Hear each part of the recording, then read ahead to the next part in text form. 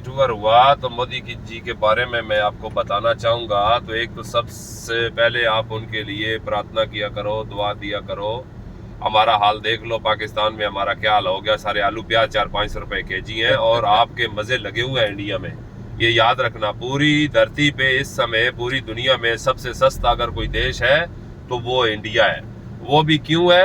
वो मोदी जी के लिए आप दुआ किया करो। मलंग आदमी आपको मिल गया ना, जिसको पैसे की हसरत ना किसी चीज की हसरत। एक बूढ़ी माँ थी, वो भी मर गई, ठीक है। अभी उसका कौन है? आप लोग ही हो। वो आप कोई परिवार समझता है अपने मुल्क को।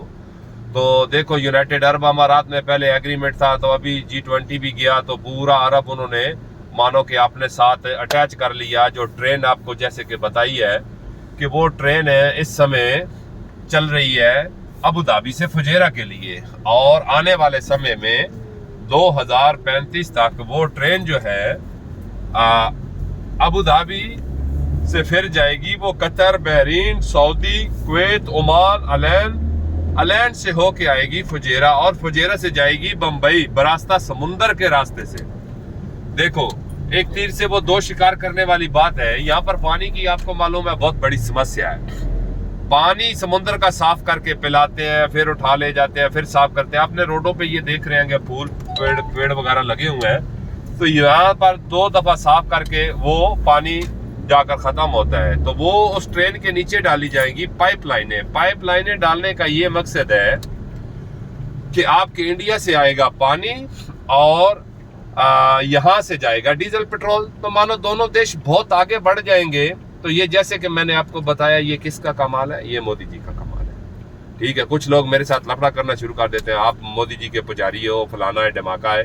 तो मैं किसी पार्टी से, मेरा कोई नहीं है। मैं तो टूरिज्म का काम हूँ और मैं इंडियन कंपनी में हूँ। मैं इसलिए आपको बताता हूँ कि भाई आपको मालूम होना चाहिए कि आपका प्राइम मिनिस्टर क्या कर रहा है आपने देशवासियों के लिए। क्योंकि मोदी जी का खोपड़ी जैसे अंग्रेज लोगों का 100 साल आगे का सोचता है ना, 200 साल, तो मोदी जी वैसी सोच रखते हैं।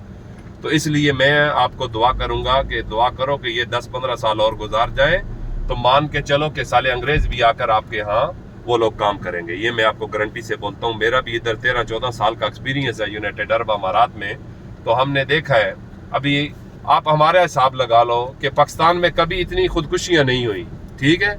आटे के पीछे बेचारी लेडीज लोग मर गए, पाँव के नीचे आके मर गए। आलू प्याज देखो वो आसमानों से बातें करते हैं, कुकिंग ऑयल देखो, ठीक है।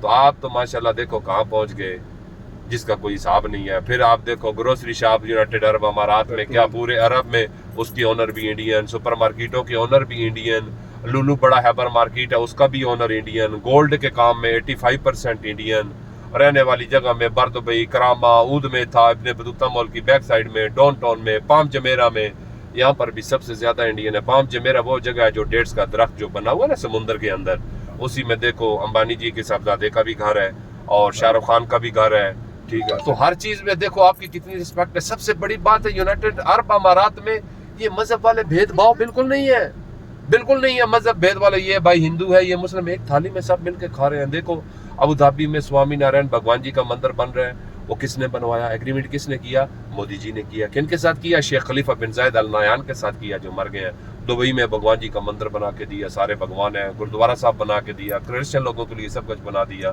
तो आने वाले समय में मेरे हिसाब से आपका इंडिया बहुत और आगे बढ़ जाएगा, क्योंकि मोदी जी की जो पूरी टीम है। अभी आप योगी जी का एरिया ले लो, मैं बैठा यहाँ हूँ, तो वो देखो वहां पर बोलते हैं शाम के बाद कोई बाहर नहीं निकलता था, ठीक है।